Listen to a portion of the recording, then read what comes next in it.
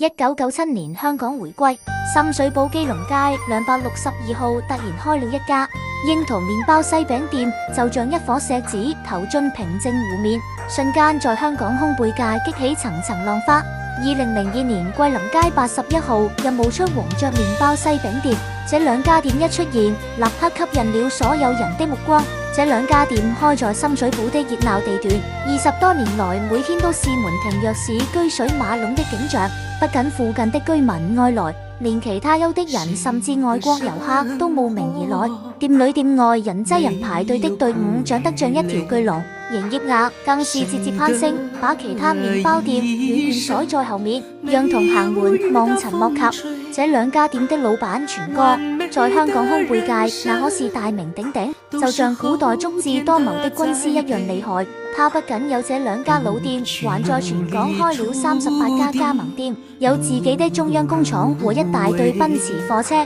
他管理物流就像指揮自己的手臂一樣靈活，和大家一起採購，把小錢聚成大錢，把普通麵包生意做得像航空母艦一樣威風。每個月末，他都會把所有店主召集起來，一起商量經營的好辦法，分享自己的經驗，讓大家聽了都恍然大悟，收穫滿滿。全哥做麵包特別有一套，他用普通的材料，卻做出了讓人驚豔的美味。他選的雞蛋黃金黃，做出來的點心香甜軟糯，豬圓肉癢。東北的春小麥粉揉出來的麵團勁度十足，從荷蘭進口的酵母能讓麵團發得又大又軟，就像有神奇的魔法一樣，點石成金。用進口牛油代替豬油做出來的糕點，香氣4日指甲留香。他還不用防腐劑，用有機植物色素染色，讓顧客吃得放心又開心。大家嘗過都讚不絕口。他引進的瑞士揉麵機也很厲害，每小時能做出3000個麵包，生意做得紅紅火火，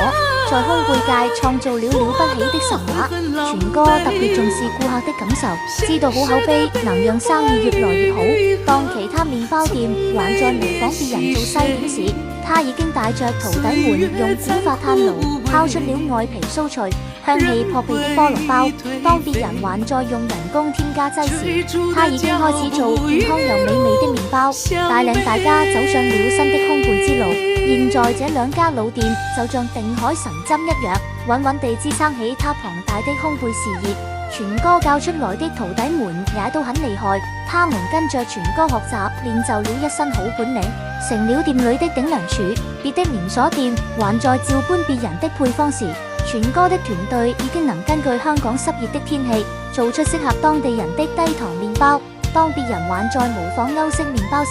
他們已經做出了更符合廈門亞洲人口味的鬆軟麵包，比師傅教的還要出色。全哥用自己的智慧和努力，把麵包生意越做越大。不管市場怎麼變化，他都能提前做好準備。在深水埗，只要聞到那股誘人的麵包香，就能想到全哥和他的烘焙傳奇。這裏的每個麵包、每塊蛋撻，都藏着全哥和他團隊的用心和堅持，都是他們用多年心血創造出來的美味奇蹟。深水埗基隆街櫻桃麵包西餅店，深水埗桂林街黃雀麵包西餅店，正宗港式麵包烘焙傳奇。